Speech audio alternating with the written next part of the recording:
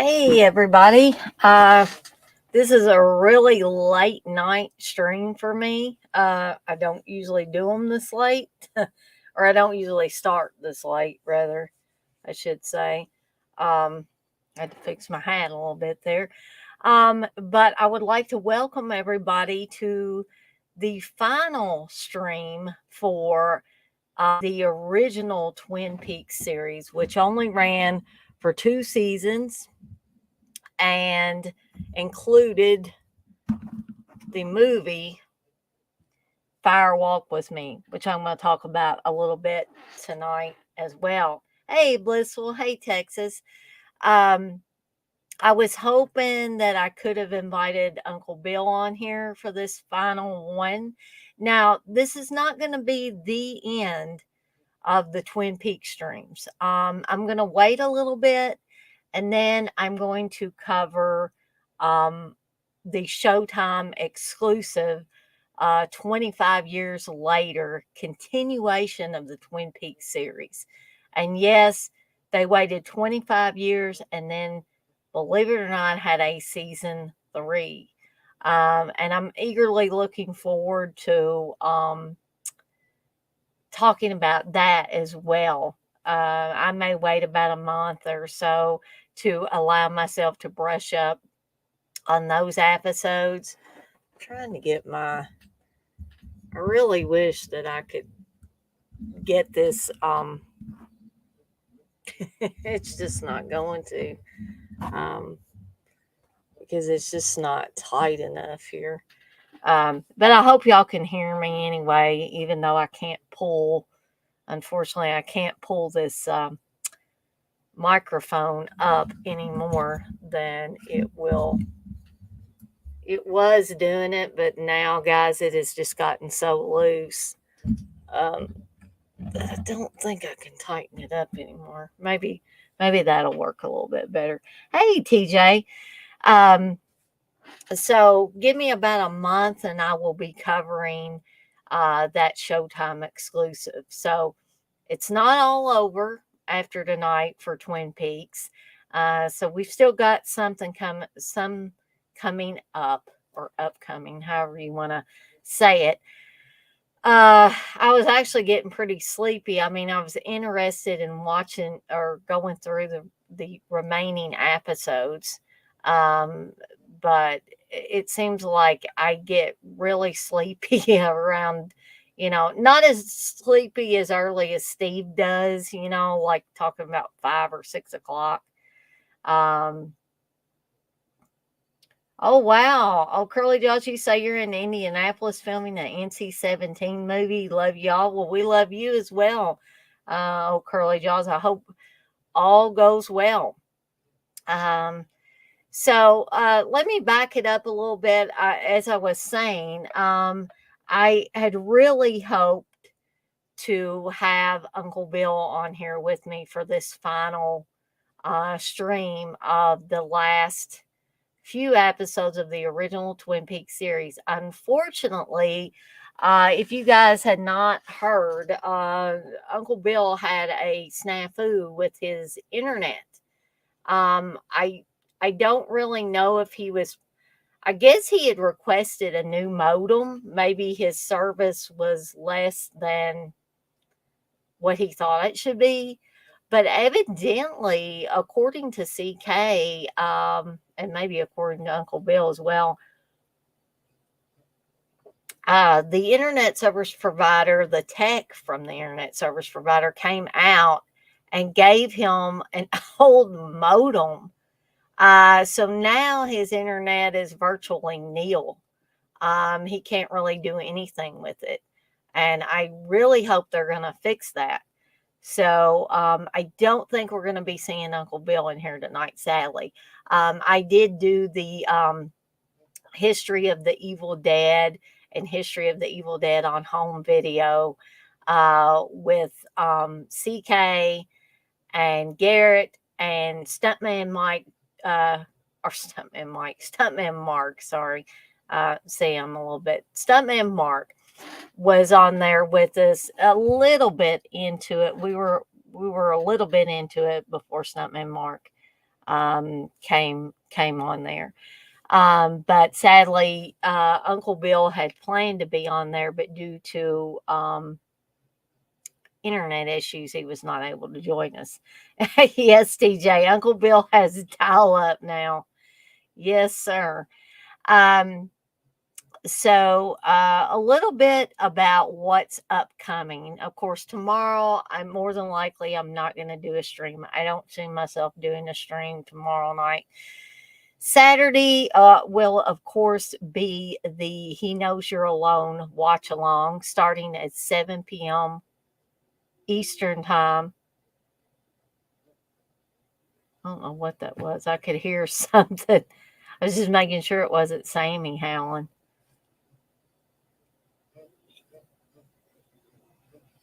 It may be some dogs outside. Not my dogs, thankfully, but somebody else's dogs outside.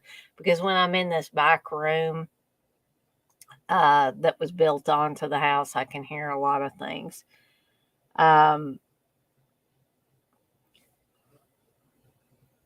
TJ, you say, I need to catch that Evil Dead video retrospect. I got into watching old bar rescue episodes. LOL. Yeah, I know. Haha. Oh my gosh. I caught myself watching old bar rescue episodes too not very long ago. TJ also says, keep your pants on, old Curly. LOL, break a leg. Oh my goodness, Blissful's been watching women bleach their hair off. Well, thank you, Texas. I appreciate that, as I'm sure the boys do as well. I had a lot of fun doing that, and CK messaged me later, and he said that it was fun. And I would like to be able to participate in more of those things if somebody wanted to have me on. Um, there was also a lot of good talk. Oh, Curly Jaws, if you're still in here, about Curly Jaws's interview technique. And I must say, being his first interview in his new set of videos, he is very, very good and asks, interesting questions and makes you feel relaxed and all that. And so those are all good qualities of someone that's going to be interviewing someone else. So I don't think of myself as a popular entity. I never did, but I am happy that he thought enough of me to have me as his first interview. Blissful, you say you're thinking about getting your hair buzzed off. Well, it's getting that kind of weather where um, a lot of women, I'm sure, are thinking about cutting their hair. Now, when you say buzzed off, do you mean like just really short? You don't mean like a buzz cut, right? Like military, do you? TJ, you say, seems 90% of those bars ended up closing after their episodes ended. Haha, sad and funny. Yes. Yes, they certainly did. Superstar Dana, TJ. Some days I wish I could say that, but no, I don't think I'm ever going to be up to that amount of popularity. And I honestly, I don't know that I want to. I like, you know, be midway between the two,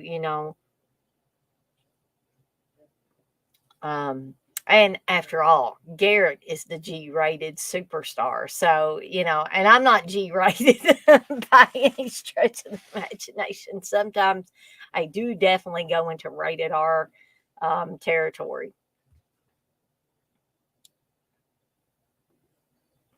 So maybe you do mean like that kind of buzz cut. Blissful, you say, TJ, my best guy friend is getting his buzzed off. He dared me. You know, I thought at one time that I wanted to uh, get my hair like you've seen how some women like have it shaved all underneath, or they might have one side shaved, but I was afraid Steve would kill me, so I didn't go that route. But I am wanting to go get my hair trimmed and colored again. I think I'm going to go with the dark color, the black color again, when I do go. Yeah, I noticed, TJ, you said, "Hey, pretty good. You have almost 500 subscribers. I have 23. LOL." Well, keep at it, TJ. And I tell you, if you feel comfortable adding more content, it seems like the more videos I got, and I have to credit CK, of course, with some of this, him and Uncle Bill both, because they keep promoting the hell out of my channel. And I really appreciate that. And when you've got people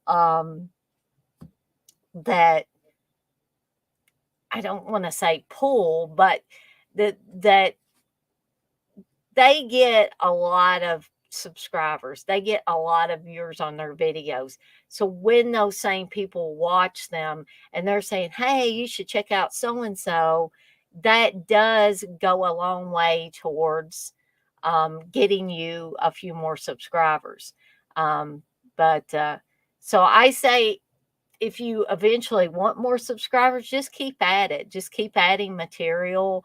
Try to stay fresh and all that. That's what I'm currently trying to do.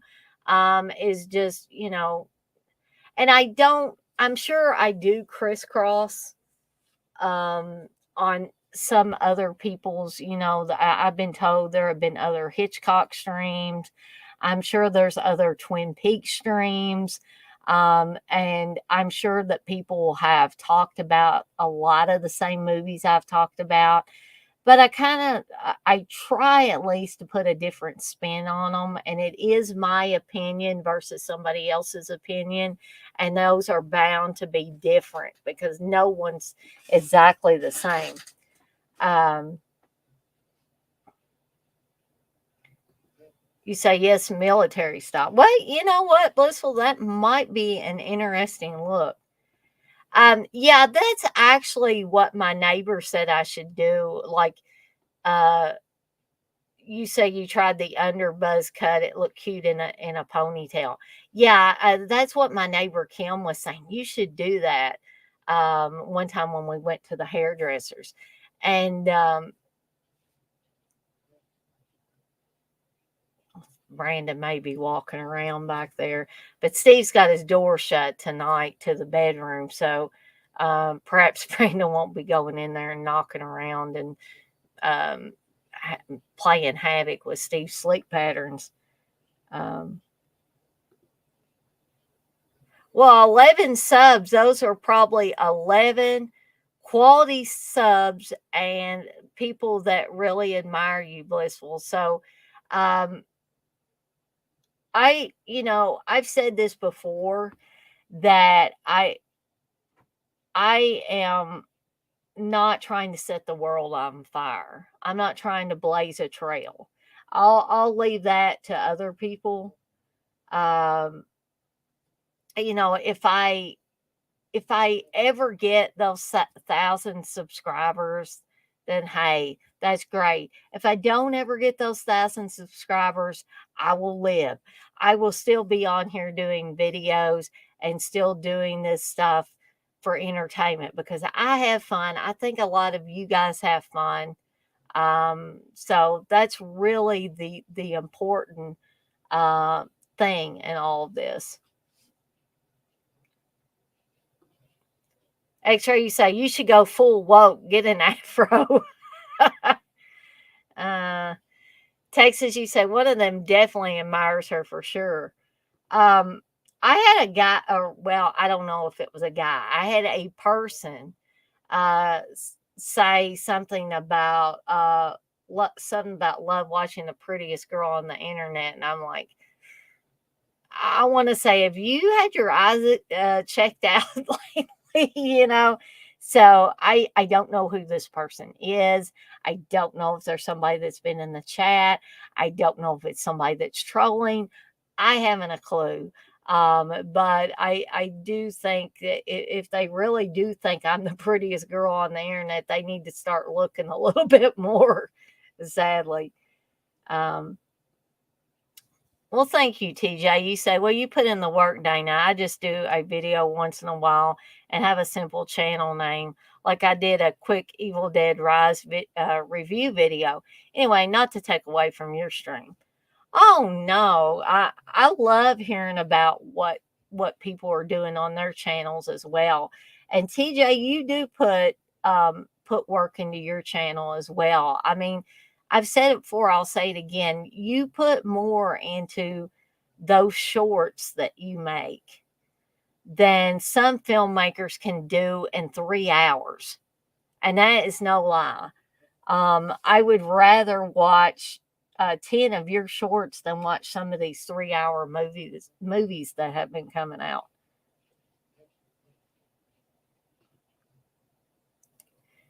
That's what you say. X-ray when it's raining, my hair does that.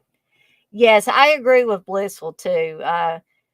She says, TJ, definitely do more videos. Your content is really good.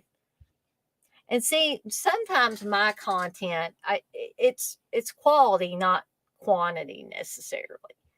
And I think that TJ's quality of the videos that he has are fantastic. And so that goes a long way towards possibly building an audience. Oh, thank you, TJ. I don't, I used to hear that a lot more from, and I'm not saying this to make anybody feel uncomfortable, but I used to hear that those kind of words a lot more from Steve and don't much hear them anymore. And so if somebody says it, albeit in a friendly way, like I know TJ's saying it, I really appreciate that. It um, I do these videos for a lot of reasons. And if they, they speak to you guys, if we have a mutual respect for each other's work, all of that stuff, I that we're building a community. And I think I've heard CK and Uncle Bill say that before. Other people that make a lot of videos, they say we're trying to build a community. And some people I don't think are saying it in a serious way. I think some people, not the people in our circles, but there are some people that, now let me get that off there. Sorry about that. Um, I think there are some people that just think that that's what you should say, is that we're trying to build a community of horror fans, or we're trying to build a community of pop culture fans or music fans or whatever, and they don't really care about that. But I think the Dead Pit Boys care about that. I feel like Garrett cares about that. I feel like TJ even cares about that. Anybody, I don't care if you do one video a year, okay?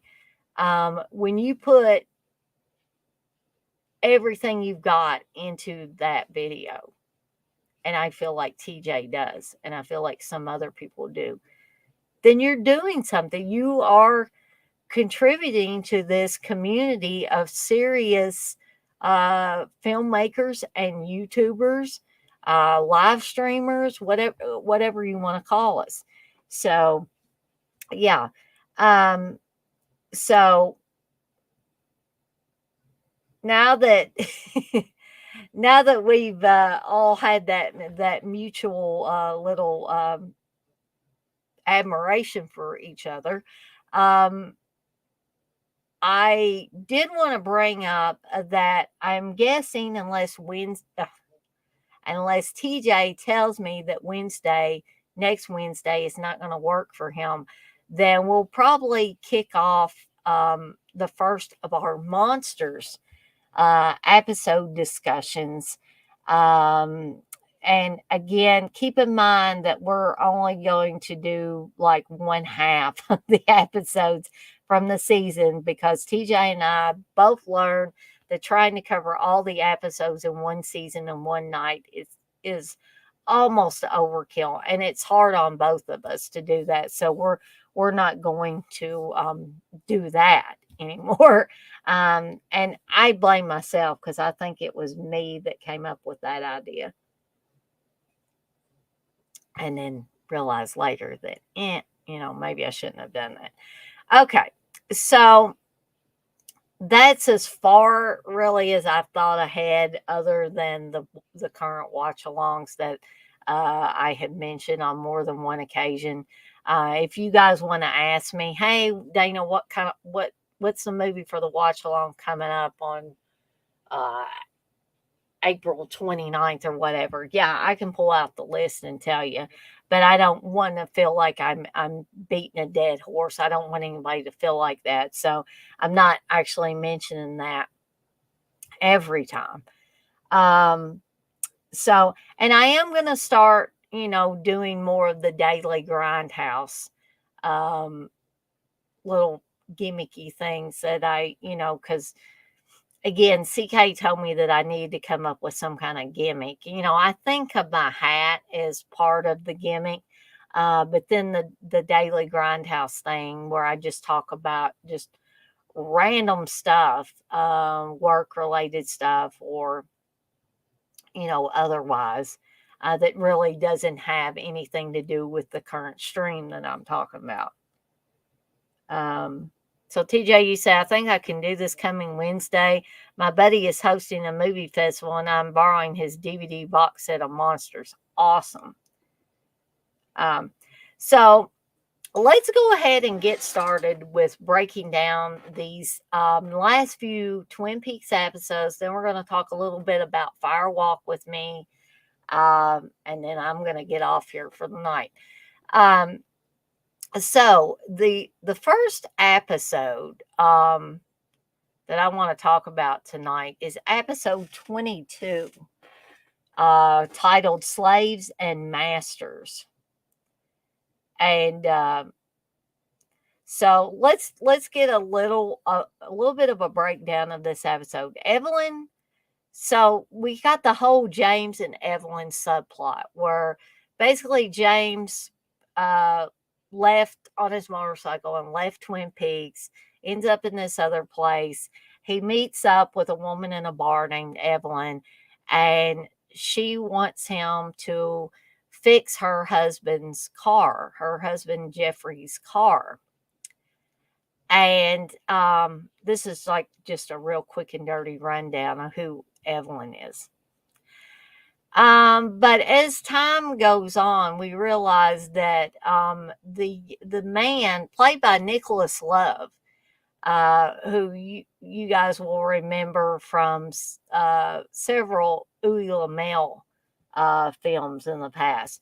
But Nicholas Love, his character, Evelyn says, is her brother, but we soon find out as the episodes go on that he is not her brother. He's basically her lover, and they are planning the death of Jeffrey, and they're planning on using James as a stool pigeon.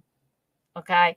And I never really cared for the Evelyn character. There was always something seedy and underhanded going on with her. So I never liked her, and didn't trust her. And so rewatching those last few episodes up to episode 22, I was like, yeah, there's something not right about this woman. So Evelyn basically, she frames James for her husband's death. Hiding from the police, James meets with Donna, who tries to help him prove his innocence. Albert returns, warning that Earl has sent, and this is Wyndham Earl, has sent fragments of Caroline's clothing. And as we know from these previous episodes, Caroline was Wyndham Earl's wife. but she was in love with Agent Cooper, and Agent Cooper was in love with her. Actually, he refers to her in these new episodes as the love of his life. So Earl has sent fragments of Caroline's clothing to various locations across the country. Earl also imprisons Leo, and he places a shock collar around his neck and forces him to transcribe a poem. Meanwhile, Josie refuses to discuss Jonathan's murder.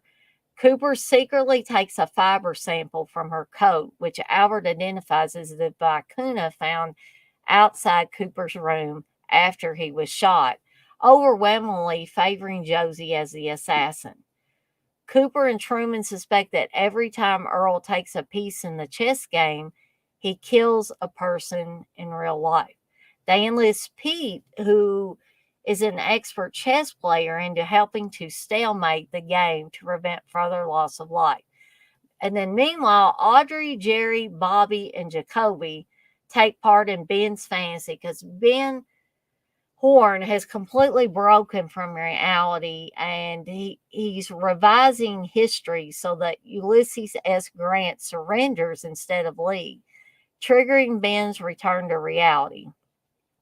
Donning a disguise, Earl delivers torn fragments of the poem to Shelley, Audra, and Donna.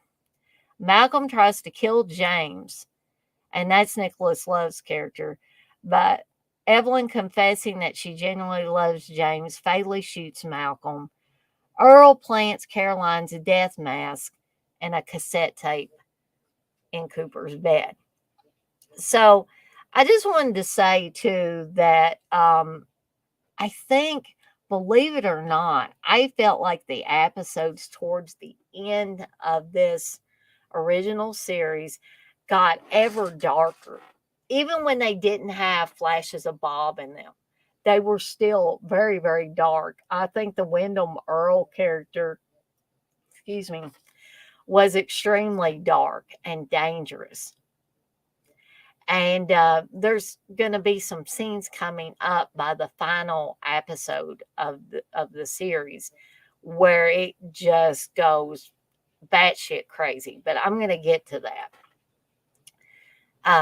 So that brings us to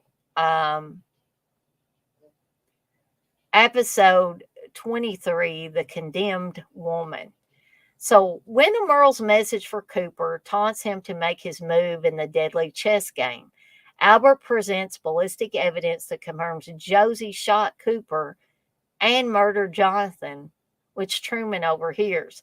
Ben enlists the help of his business associate, John Justice Wheeler, played by Billy Zane, I believe. I believe that's Billy Zane's character, to foil Catherine's plans for the Ghostwood development. And together with Audrey and Jerry, they formulate a plan to stage a protest over the disruption posed to the natural habitat of the pine weasel by the development. Catherine coerces Josie to meet with Eckert, which we find out that Eckert is around. It comes to Twin Peaks, played expertly by David Warner. We also find out that Andrew Packard, played by Daniel Harley, was never dead, and he returns, which Josie realizes will lead to her imminent return to Hong Kong. Andrew reveals himself to Eckert, warning him that Josie is dangerous. The torn fragments of Earl's poem delivered to Shelley, Audrey, and Donna contain an invitation to meet at the Roadhouse. The three of them go there and realize that someone has arranged their meeting. Disguised, Earl watches on but doesn't introduce himself to them. Cooper and Truman ambush Josie at the Great Northern. She fatally shoots Eckert before dying of an explained cause. And here is where X-Ray was exactly right, because a vision of Bob taunts Cooper, followed by the dwarf from Cooper's dream dancing. Josie's face appears trapped in the wooden knob on the drawer. I can't believe that I had forgotten about that scene because it's so out there. But yeah, I just wanted to say, X Ray, that we are finally at that episode and finally discussing the episode where Josie basically disappears into the wooden knob on a drawer at the Great Northern Hotel. Okay, which then brings us to episode 24, Wounds and Scars. Truman mourns Josie, leaving Cooper and Hawk to take over sheriff duties. Norma's half sister, Annie Blackburn, played by Heather Graham, arrives in Twin Peaks after having run away from a convent.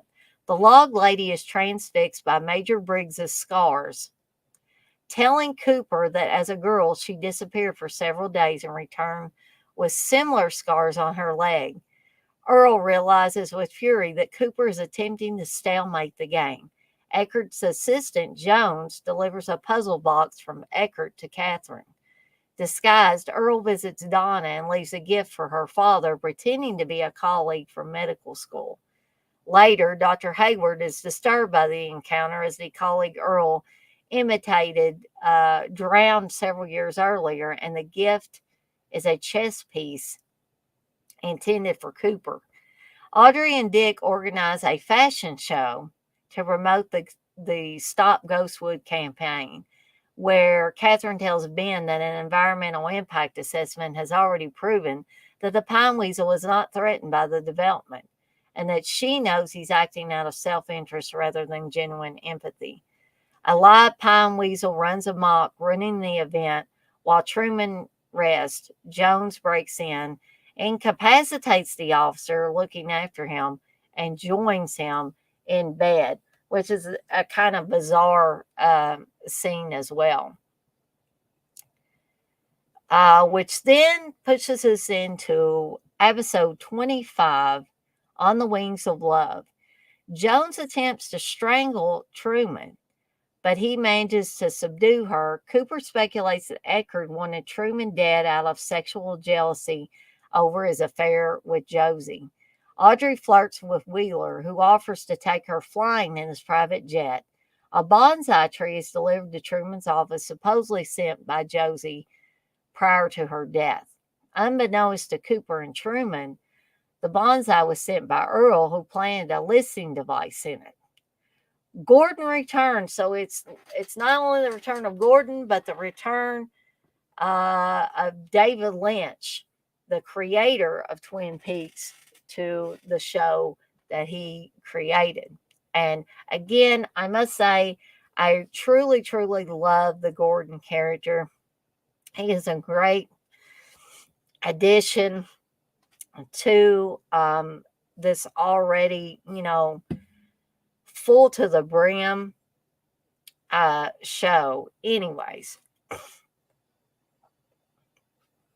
sorry guys, I've been having terrible sinus trouble, so I'm going to try not to snort and carry on, but I may have to get up and nastily get rid of some of this phlegm out of my throat and stuff.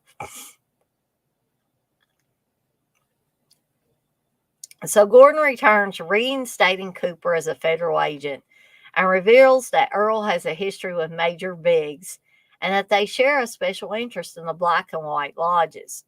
Earl reveals to Leo that he intends to kill the winner of the upcoming Miss Twin Peaks beauty pageant. Donna discreetly follows Elaine to a secret meeting with Ben. Gordon meets Shelley, who he can inexplicably hear perfectly, which I absolutely love that scene because Shelley is obviously talking in a normal voice. She's not having to scream at Gordon like everybody else is. And he's just amazed that he can hear her perfectly. Okay. So, Annie recognizes Major Biggs and the log lady's scars as a petroglyph from Owl Cave. Donna receives a postcard from James, who has gone to Mexico to clear his head, but promises to return. Cooper discovers the petroglyph, but is unable to make sense of it. Later, Earl visits it, and the cave walls rumble violently. And the cave wall rumbles violently. Okay. Which moves us on to episode 26, Variations on Relations. Cooper and Truman realize that Earl has visited Owl Cave. Earl kidnaps Rusty Tomasky, played by Ted Raimi. I loved these couple of episodes here. So Ted Raimi plays Rusty Tomasky, a traveling musician, and tells him about the Black Lodge and his desire to harness its evil power. Catherine requests Pete's help in opening the puzzle box. Lana, who is now in a relationship with Dwayne, convinces him to rig the Miss Twin Peaks contest, of which he is one of the judges, so that she will win. And I remember Lana is the redhead that at first Dwayne accused her of being a witch who killed his brother, Dougie, with sex. But now he's in a relationship with Lana. And everybody, all the other men in town basically swoon when Lana walks by. Cooper matches the handwriting in the poem sent by Earl and Leo's arrest report. Realizing that Leo wrote the poem, Earl traps Rusty inside a papier-mâché chess pawn before killing him with a crossbow. Pete accidentally drops the puzzle box, opening it and revealing a smaller puzzle box inside. Cooper and Annie spend time together where they bond over their troubled past. Cooper failing to protect Caroline and Annie attempting suicide prior to going to the convent. Gordon flirts with and kisses Shelley, much to Bobby's chagrin.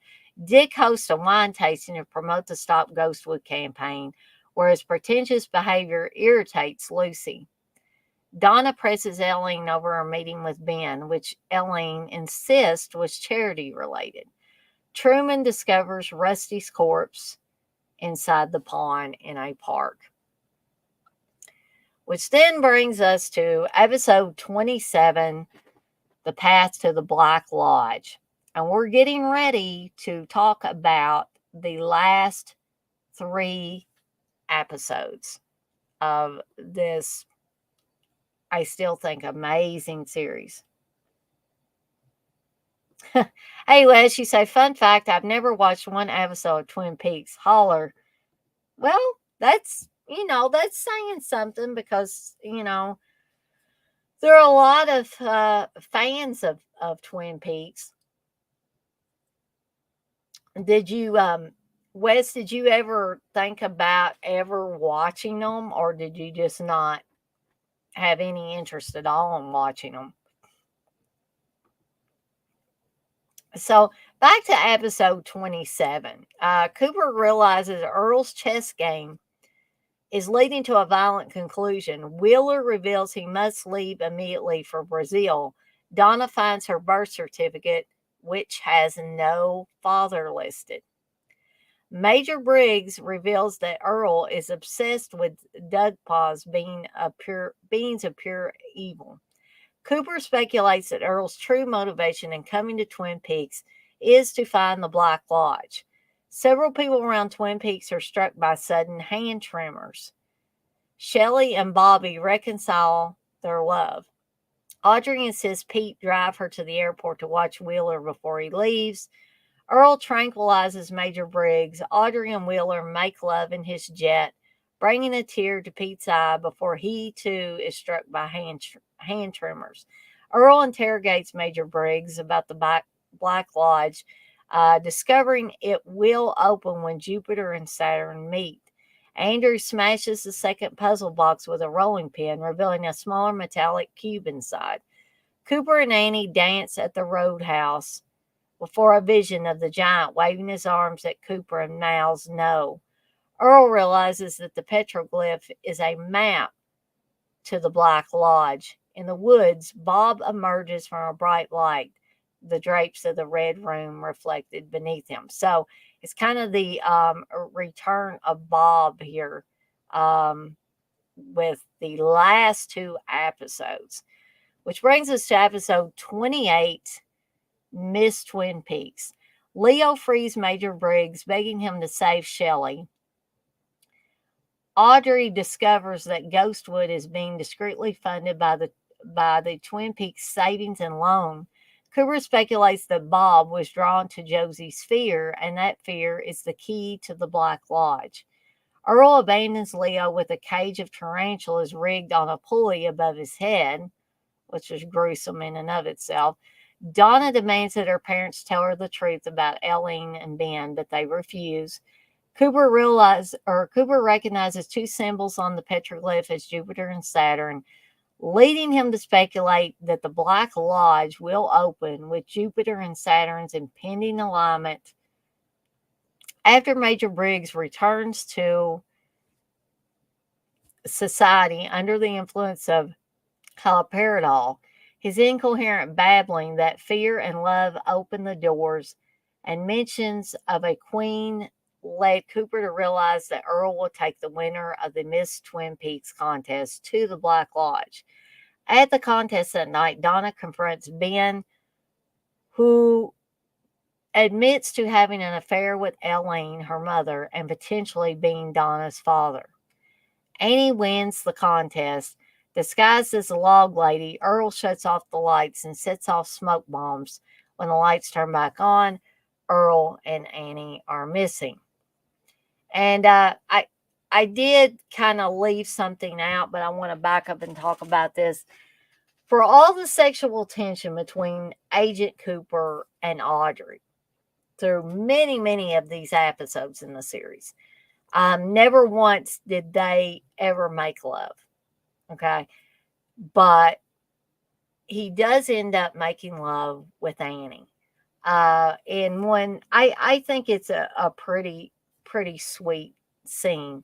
And I really feel like the character of Agent Cooper loves Annie.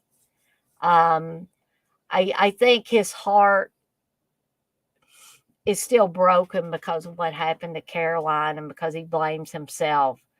But I think by being with Annie and feeling like he has another chance to protect someone he loves, I think he gets a sense a little bit of being redeemed for what happened to Caroline.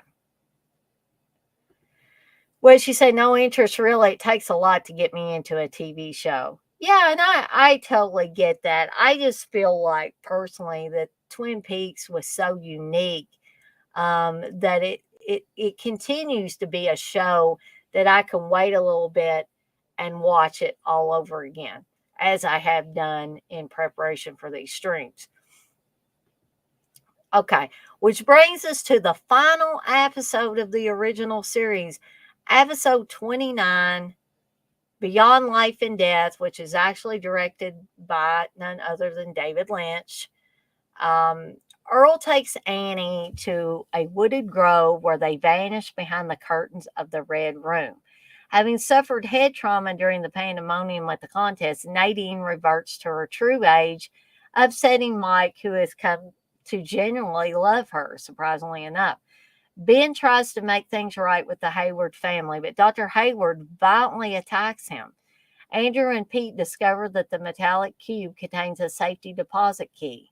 Audrey chains herself to a bank vault to protest Ghostwood, while Andrew and Pete arrive at the bank to unlock the safety deposit box, which detonates a bomb planted by Eckert. Cooper follows Earl and Annie into the Red Room alone.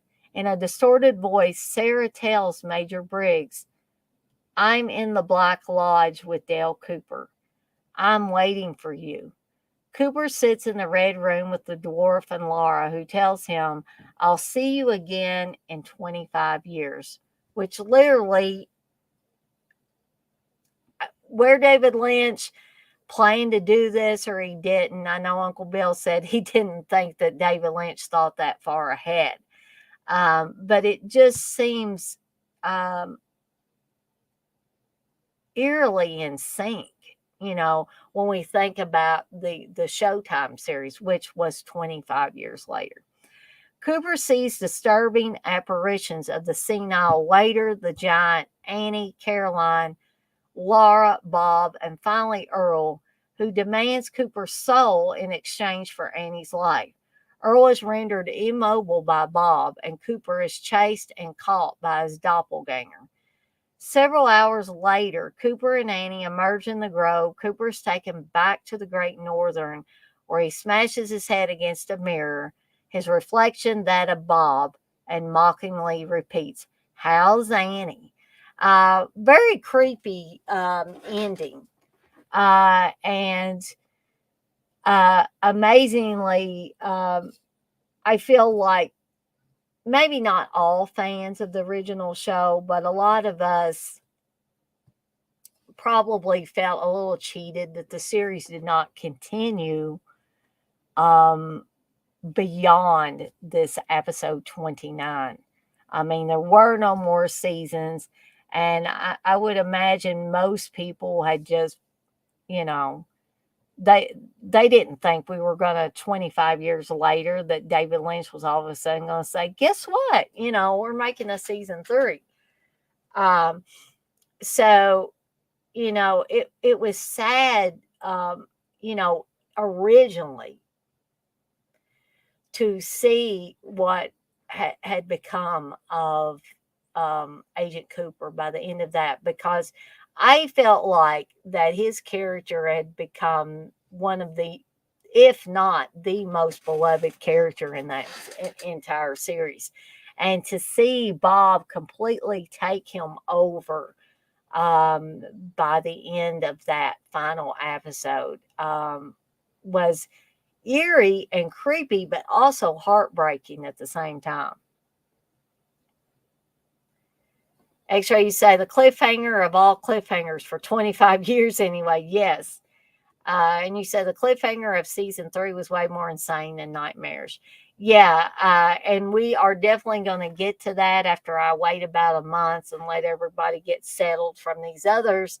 And then I am going to be talking about the 3rd season. So this is a pretty quick stream because, one, I don't have anybody else on here to bounce things off of, which I would have liked, but that's life. So we're to the final part of this where I said that I promised everybody that I would talk a little bit about Twin Peaks Fire Walk with Me, which came out in 1992, which was basically the prequel to the prequel movie for what would happen in the Twin Peaks show. So Twin Peaks Fire Walk with Me, like I just said, is a prequel to the TV series. It recounts the investigation into the murder of Teresa Banks and the last 7 days of Laura Palmer's life. Director David Lynch and most of the television cast returned for the film, with the notable exceptions of Laura Flynn Boyle, who declined to return as Donna Hayward and was replaced by Maura Kelly. And I think it was X-Ray. Somebody asked me earlier on if I preferred this Donna to the Donna in the television show, and I would have to say yes. And here's why. Because Maura Kelly's character, for one thing, she wasn't crying and pissing and moaning about stuff all the time. She did not seem overly dramatic like Lara Flynn Boyle's version of Donna. And I don't know, maybe Donna was told to act that way. And maybe perhaps that was an actress's choice on her part. But I did like this, in my opinion, new and improved Donna, because she didn't seem to overtake scenes. Like I said, she didn't get too emotional. She didn't get all crazy and and be carrying on like Laura Flynn Bowles' version of Donna. Um, so yes, I would have to say that I like this Donna a lot better.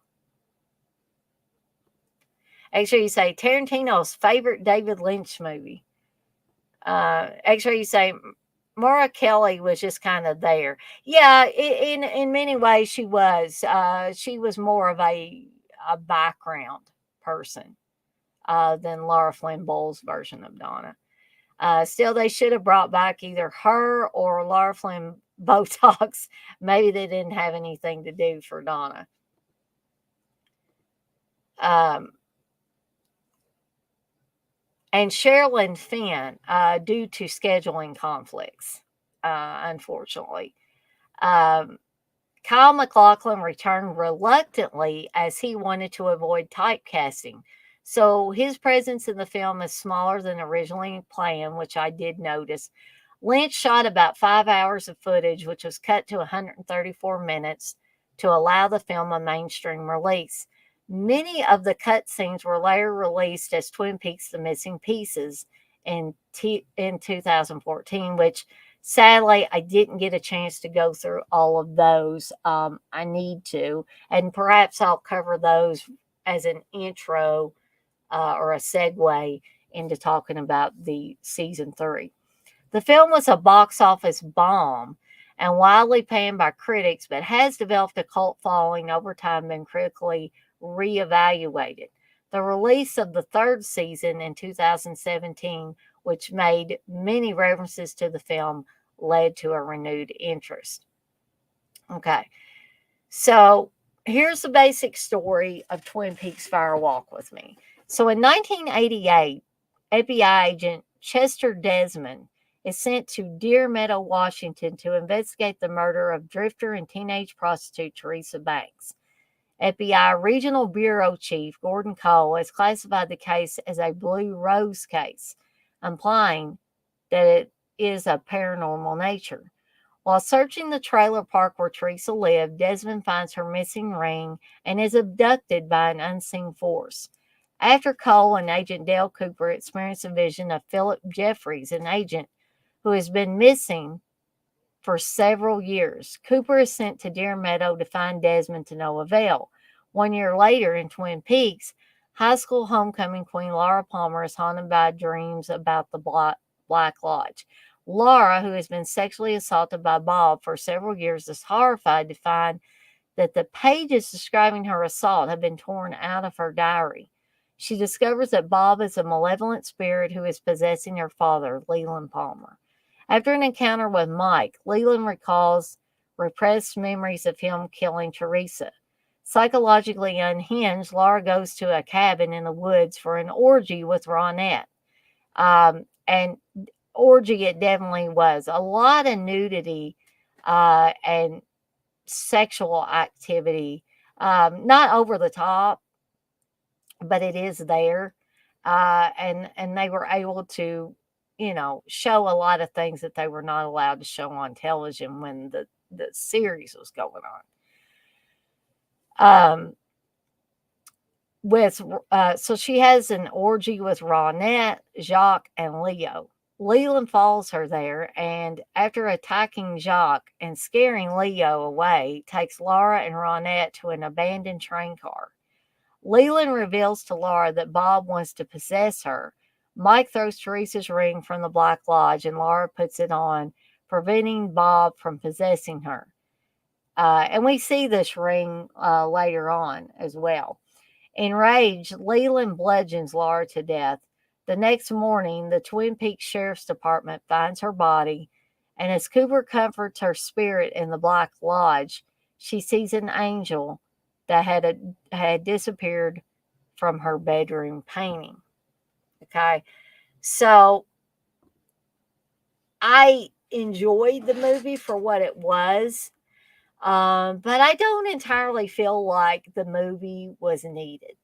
I feel like even if 25 years later, in 2017, we didn't have a season 3, people would still be talking about that original Twin Peaks series because it had so much in it and so much interwoven into it that I truly think that I still, after seeing that series a few times, I still have not been able to mentally digest everything that was put into that show because there's just layer upon layer upon layer.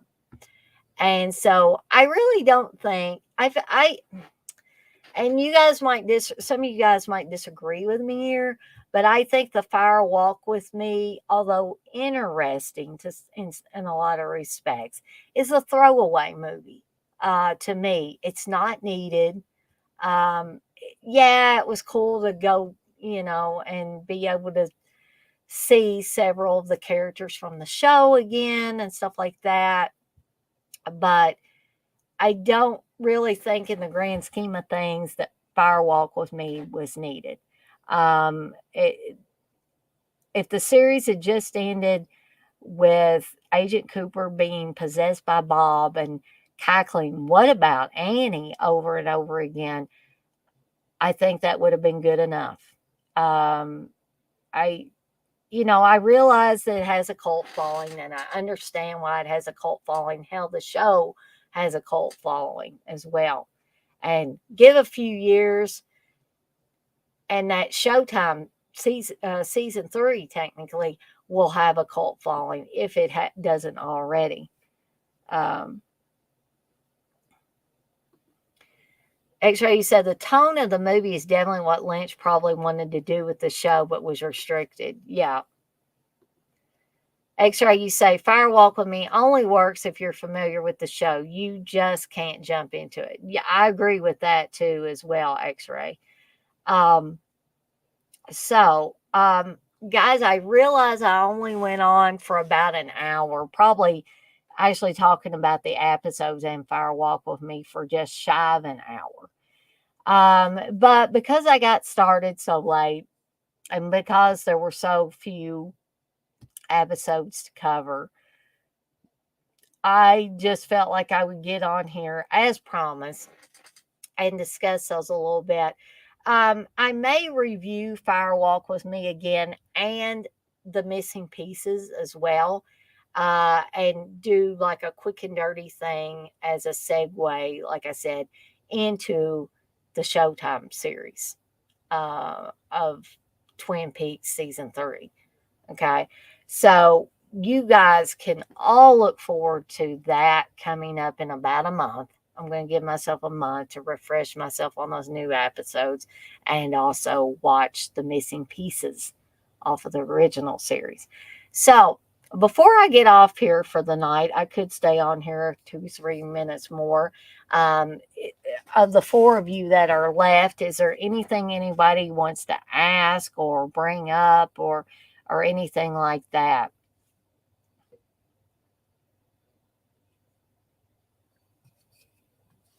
I know there aren't many in here right now. Of course, a lot of people may end up watching this later, which is perfectly fine.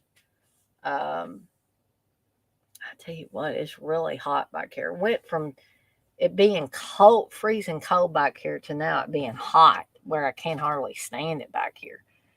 Um, but that's just me complaining. So I'll give it about another minute, but if nobody has anything that they want to discuss or bring up or ask me about, uh, yeah, sometimes my head gets a little itchy and I gotta raise this hat up. Plus, it's hotter than hell back here. Well, probably not that hot, but you know what I mean. Um, Well, thank you, Texas. You say such a great stream, Dana. Can't wait for the Showtime series, but we definitely need to talk about the suggestions I made. Yes, yes, we definitely do. And I assume you're talking about like the John Waters and shoot, um, oh my gosh, what was the other one, Texas? It was John Waters. stream or series of streams. Blissful, you say, I've been listening and I'm cutting all my jeans into shorts. So I've enjoyed this. Well, thank you, Blissful. I appreciate that. I hope everybody that was in here, even Wes, who really doesn't have an interest in the show, I hope he enjoyed it as well. Um, so, yes, Texas, I will be getting with you. Um, yes, William Castle and Herschel Gordon Lewis. Yes, you mentioned both of them. And yes, we will be in talks about that. And, it doesn't just have to be me in Texas. If any of you, the rest of you, have an interest in being on there too, um, I will love the return of Texas because, like I said, Texas is very knowledgeable. He's like TJ, he's very knowledgeable about stuff. And also, Texas has an incredible radio voice. And him talking is just kind of soothing and stuff like that. It even soothes me on here. I'm sure Blissful gets soothed by hearing his voice. So yes, we will definitely be doing some John Waters stuff, William Castle, and Herschel Gordon Lewis as well. But guys, it's been fun. I've enjoyed this a lot. I've enjoyed all of these streams. You guys, again, can look forward to the He Knows You're Alone watch along Saturday evening at 7 p.m. Eastern Time. I'm not sure about Monday and Tuesday because Kelly and I have finished up the Hitchcock streams, which were on Tuesdays. So let me think about what I'm going to do about that. I don't know if Texas wants to get started with one of these more than the others, either John Waters, William Castle, or Herschel Gordon Lewis, and if he wants to do it soon or he wants to wait a week or two and refresh himself on movies and all of that before we get into it. But I'm sure that he will message me or let me know on one of these streams as well. So I agree, we definitely need to start discussing those things. And then, of course, Wednesday, barring anything happening, TJ and I will be starting our Monsters episode discussion. So you guys can look forward to that as well. Don't know about Thursday yet. I haven't really thought that far ahead. I've been so wiped out. And then just a little reminder of the following Saturday, April 29th, will be House on Sorority Row watch along. So got all that coming up and maybe some surprises. Who knows with me. But I want to thank everybody for coming in to this last stream. Again, I know it was a little bit shorter than normal, but sometimes that's refreshing. Just like I was telling Steve, I'm actually liking it that Evil Dead Rise is only about an hour and 36 minutes. Because I love going to the movies, guys. I was telling my mom this today. I love going to the movies. But lately, when it seems like almost every movie is 2.5, 3 hours long, by the time you get out of the movies, you feel like your whole day is gone. You know what I mean? Because generally movies don't start at 8 or 9 o'clock in the morning. They might start at 11 or 11:30 or something like that. So that takes a big chunk out of your day. And, I like to do other things, or sometimes I have to do other things like clean animal enclosures or, other things like that. So you are very welcome, Texas. Thank you guys for all stopping by and chatting it up with me as I discuss these Twin Peaks episodes.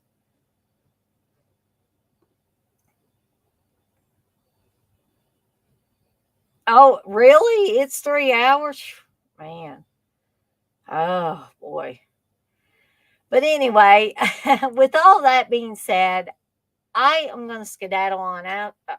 I'm going to skedaddle on out of here for the night. Can't even talk, guys. Haven't had any alcohol in me, I swear. And I will see everyone on the flip side. Y'all have a good night now.